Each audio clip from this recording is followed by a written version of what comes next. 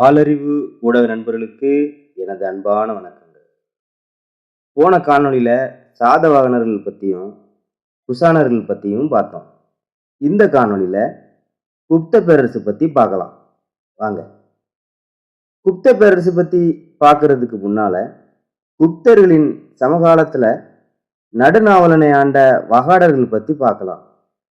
சாதவாகனர்களின் வீழ்ச்சிக்கு அப்புறம் தக்காணத்தில் நிலையான அரசை வகாடர்கள் வச்சிருந்தாங்க.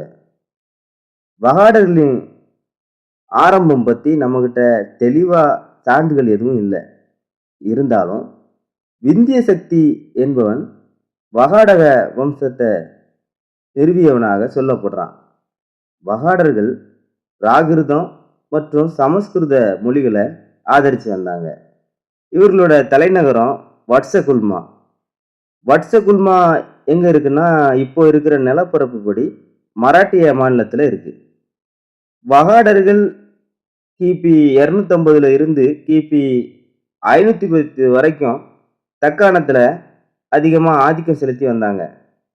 வகாடக மன்னர்களின் முதலாம் பிரவரசேனா என்பவன் சிறந்த அரசனா சொல்லப்படுறான். பிரவரசேனா காலத்தில் பேரரசானது வடக்கே புத்தல்காண்டுனா உத்தரப்பிரதேசத்தில் உள்ள தெற்கு பகுதி, அங்கிருந்து தெற்க ஹைதராபாத் வர பரவியது. இவன் தனது வெற்றியை கொண்டாட அஸ்வமேதம், வாஜபேயம் உள்ளிட்ட பல வேத யாகங்களை செஞ்சான். பிரவரசேனனுக்கு கௌதமி புத்திரன் சர்வசேனன் என்ற 2 மகன்கள் இருந்தாங்க. மூத்த மகன் கௌதம புத்திரன் பிரவரசேனன் மன்னனா இருக்கும் போதே இறந்துட்டான். பிரவரசேனனின் மரணத்துக்கு அப்புறம் பிரவரசேனனின் பேரனும் கௌதமபுத்திரனின் மகனுமான ருத்ரசேனை நந்திவர்த்தனத்தை தலைநகராக கொண்டும் பிரவரசேனனின் மகனான சர்வசேனை வட்சகுல்மாவை தலைநகராக கொண்டும் ஆண்டு வந்தாங்க. நந்திவர்த்தனத்தை தலைநகராக கொண்டு ஆண்டவர்கள் நந்திவர்த்தன கிளைனும், வட்சகுல்மாவை தலைநகராக கொண்டு ஆண்டவர்கள் வட்சகுல்மா கிளைனும் சொல்லப்படுறாங்க. நந்திவர்த்தன கிளையைச் சேர்ந்த 2ஆம் ருத்ரசேனாங்கவன் 2ஆம் சந்திரகுப்தனின் மகளை கல்யாணம் பண்ணான். நந்திவர்த்தன கிளையினரின் உதவியோட குஜராத் மற்றும் பஞ்சாப் பகுதிகளை ஆண்ட சிதியர்களை 2ஆம் சந்திரகுப்தன் ஜெயிச்சான்.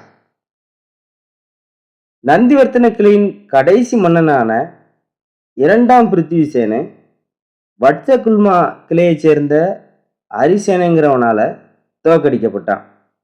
வட்சகுல்மா கிளையின் வலிமையான அரசனான ஹரிசேனை வகாடக பேரரசை மீண்டும் ஒரே அரசுக்கு கீழே ஆண்டு வந்தான். ஹரிசேனனின் ஆட்சி காலத்தில் உலக பாரம்பரிய சின்னமான அஜிந்தா குகையில புக்த விகாரைகள் கட்டப்பட்டன. ஹரிசேனனின் மரணத்தோட வகாடக வம்சம் முடிவுக்கு வந்துச்சு. வகாடக வம்சத்து மன்னர்கள் பற்றி பார்த்துட்டோம். இனி குப்தர்கள் பற்றி பார்க்கலாம் வாங்க. குப்தர்களின் பூர்வீகம் எது என்பதில் ஏகப்பட்ட கருத்துக்கள் இருக்குது. ஒரு கூட்டம் குப்தர்கள் பீகார் மற்றும் உத்தரப்பிரதேசின் தென்பகுதியை பூர்வீகமாக கொண்டவர்கள்னு சொல்கிறாங்க. ஆரம்பகால குப்த மன்னர்களின் நாணயங்கள் வேறு கல்வெட்டுகள் எல்லாம் அங்கே இருந்தே கிடச்சிது. வேறு இதை பற்றி சொல்லணுன்னா குப்தர் கால புராணங்களும் தொடக்க கால குப்த மன்னர்கள் கங்கை ஆற்று பக்கத்து பகுதிகளான மகதம், சாகேதம்ங்கிற இடங்களை ஆண்டதாகவும் குறிப்பிடப்படுது. இன்னொரு கூட்டம் குப்தர்கள் வங்காளத்து ஆட்கள்னு சொல்கிறாங்க. குப்தர்கள் வைசியர் அல்லது பிராமண வகுப்பில் உள்ளவங்களாக இருக்கலாம்னு ஆய்வாளர்கள் சொல்கிறாங்க. இவங்க முந்தைய குஷான பேரரசில் நிலப்பிரபுக்களாக இருந்திருப்பாங்கன்னு நம்பப்படுது. குப்த வம்சத்தை ஸ்ரீகுப்தாங்கிறவன் உருவாக்கினான். இவங்க கிபி 319 இருந்து 467 வரை வடநாவலனை ஆண்டு வந்தாங்க. குப்தர்களின் ஆட்சி மொழி சமஸ்கிருதம், தலைநகரம் பாடலிபுத்திரம், அரச சின்னம் கழுகு. குப்தர்களின் ஆட்சி காலம் பொற்காலம்னும் பண்பாட்டு மலர்ச்சி காலம்னு சொல்லப்படுது. குப்தர்கள் நாவலனை ஆண்டாங்கன்னு நாம் தெரிஞ்சுக்க நிறைய தொல்லியல், இலக்கியம், வேறு நாணயவியல், சான்றுகள் கிடச்சிருக்கு. நாரதர், விஷ்ணு, பிரகஸ்பதி, ஸ்மிருதிகள், நீதிசாரம், தேவி சந்திரகுப்தம், முத்ராராட்சம் உள்ளிட்ட நூல்கள், பௌத்த இலக்கியங்கள், ஜைன இலக்கியங்கள், காளிதாசனின் நூல்கள், பாகியான் என்ற சீன பயணியின் குறிப்பு, இந்த மாதிரி இலக்கிய சான்றுகள் மூலம் குப்தர்கள் பற்றி அறிய முடியுது. மெஹ்ரோலி இரும்பு தூண் கல்வெட்டு, பிதாரி தூண் கல்வெட்டு, அலகாபாத் தூண் கல்வெட்டு, குப்தர்கள் வெளியிட்ட நாணயங்கள் எல்லாமே தொல்லியல் சான்றுகள் வழியாகவும் இவங்களோட வரலாற்றை அறிய முடியுது. குப்த வம்சத்தை ஸ்ரீகுப்தன் என்பவன் உருவாக்கினான். இவன் வங்காளம் மற்றும் பீகார் பகுதிகளை தொடக்கத்தில் ஆண்டான்.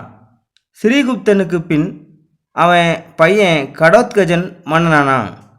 அப்பாவைப் போலவே இவனும் சிறிய நிலப்பரப்பையே ஆண்டான். கடோத்கஜனின் மரணத்துக்கு பிறகு அவனோட மகன் முதலாம் சந்திரகுப்தன் ஆட்சி கட்டில் ஏறினான். இவன் குப்த வம்சத்தின் முதல் பெரிய அரசனாக சொல்லப்படுறான். முதலாம் சந்திரகுப்தன் கிபி 320 335 வரை ஆட்சியில் இருந்தான். முன்னாடி இருந்த குப்த மன்னர்களை விட அதிகமான நிலப்பரப்பை இவன் ஆண்டான். ஆட்சி பரப்பை அதிகரிப்பதற்காக லிச்சாவி குலத்துடன் திருமண உறவை ஏற்படுத்திக்கிட்டான். லிச்சாவி குலத்தவர்கள் போஜ்பூர், அதாவது பீகார் மற்றும் நேபாளத்தை உள்ளடக்கிய போஜ்புரி மொழி பேசும் மக்கள் வாழும் பகுதியில் செல்வாக்கு பெற்றிருந்த குறுநில மன்னர்களாக இருந்தாங்க. லிச்சாவி குலத்து இளவரசி குமாரதேவியை சந்திரகுப்தன் கல்யாணம் செஞ்சான். இந்த கல்யாணத்துக்கு அப்புறம் குப்தர்களோட கௌரவம், ஆதிக்கம் எல்லாமே அதிகரிச்சுது. லிச்சாவி குலத்து வீரர்களின் உதவியோட நிறைய சிற்றரசர்களை ஜெயிச்சாங்க.